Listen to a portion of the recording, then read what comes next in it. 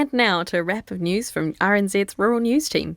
Starting with some market news, and the country's largest manuka honey producer, Comvita, is considering a takeover bid as it navigates a sticky path during challenging times in the global honey sector.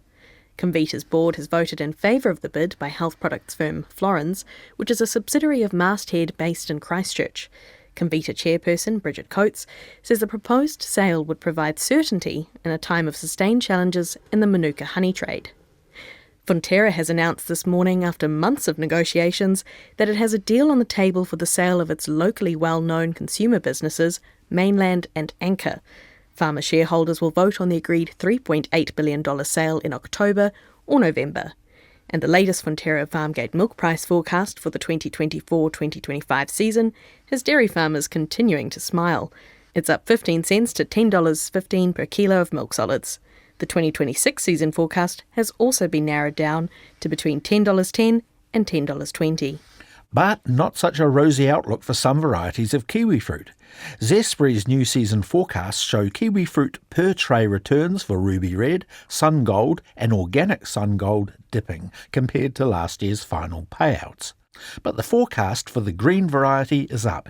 Here's Chief Executive Jason Tabrake. At the moment, we are carrying a little bit of provision around what the end of season might look like as we sell through. And it's not unusual for us to do that at this time of the year within our forecast because we want to give probably a reasonable view to our growers on that. So we're expecting to be able to try and sort of get a lift on that as we sell through. But it is a more challenging global environment out there, particularly through Asia, where a lot of our Sun Gold fruit is sold and where we return good value. It's more challenging at the moment. Jason Tabrake of Zespri.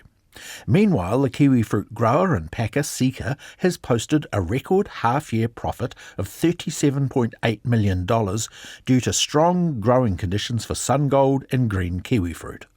To on-farm news now, and some health warnings, with calving season well underway and farmers still recovering from devastating floods at the top of the South Island. Vets are warning about the dangers of leptospirosis, an infectious bacteria found in mud and water, which can pass from animals to humans, causing fever or gastro issues. It can also be fatal. A new Massey University study found half of a group of 96 infected people experienced longer-term symptoms from the notifiable disease. Professor of Veterinary Public Health at Massey, Jackie Benchop, says the bug can survive in mud for a long time, something that was observed after Cyclone Gabrielle. Goodness me, after Cyclone Gabrielle, there was a large outbreak of lepto in Hawke's Bay, and we were hearing about other cases that were associated with water. Not so much drinking water, but people swimming in lakes and rivers. Lepto lives in the kidneys of animals, but when it comes out of animals in the urine, it can be in the environment for a long time, and it can even form a biofilm, quite secure for a long time. And then when there's floods or slips, that reservoir in the soil can then come to the surface. That's the time when it will spread amongst your animals too with the floodwater. Jackie Benchop recommends farmers consider vaccinating their stock against the disease. And there have been warnings too about down cow disease due to wet weather. Neil Murray of Franklin Vets in Pairoa says there have been quite a few cases of the problem, where the animal gets unwell and can't stand up. This is likely related to changes in the pasture, where we've found on some monitor farms that phosphorus and potassium levels are high compared to calcium, which is leading to magnesium and calcium deficiencies in cattle, which is causing them to go down at higher rates than they have in the last couple of seasons. Neil Murray says it's life-threatening if not treated, but most dairy farmers have a ready supply of mineral treatments that soon get affected livestock back on their feet. He says regular bouts of heavy rain have also caused a high rate of udder infections, which can be tested for and treated with antibiotics. The closure of a sawmill near Nelson could see over 140 jobs lost. Carter Holt Harvey has announced plans to shut its Eves Valley sawmill near Nelson and consolidate its operations to Kawerau in the Bay of Plenty, blaming weak markets. The proposed closure would affect 142 jobs, and Tasman's Mayor Tim King says it will have a huge effect on the region if it goes ahead. He says the sawmill has been a major part of the region's economy for the last 40 years. A final decision about the proposal is expected early next month. A former farmer has set up mental hunts to help firearm owners seek mental health support without fear of having their guns taken away. Gun rules were tightened after the Christchurch terror attack in 2019, including enabling health workers to flag physical or mental health concerns for gun licence holders. Glenn Thurston says because of this, many gun owners avoid seeking help, so he founded Mental Hunts, which connects them with support. He had his own firearms licence revoked when he sought mental health help in 2019, the first time he'd been asked about firearms. And I was like, what?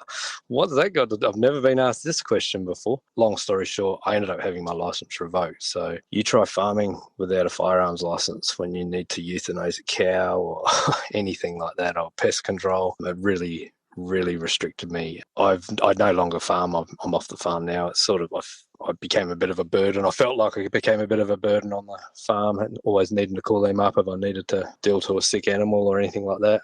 Glenn Thurston says things have improved for licence holders, thanks largely to the Firearms Safety Authority. And some final tidbits from the Rural News team. Zespri is celebrating now that its health-conscious European market has officially recognised that eating green kiwi fruit can increase bowel activity.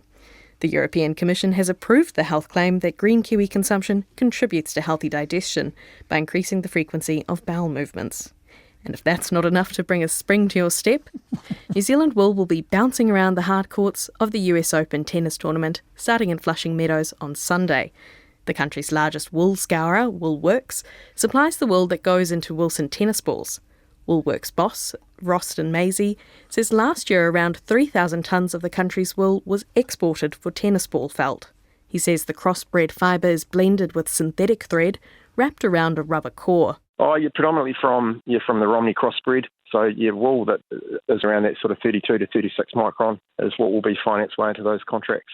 The manufacturers have found that, and there are a combination of factors. One is the actual performance of the fibre, so it's very strong and enduring for playability. The New Zealand wool is very white and clean, and so when it comes to dyeing the felt, the fluorescent yellow and green, it works very well in that format, so it doesn't come up with any colour issues through that process. That's Roston Maisie from Woolworks in Napier. And here's a final fun fact from the Rural News team. The US Open goes through roughly 100,000 tennis balls. And that's your Rural News for the week. This is Country Life on RNZ National 101 FM.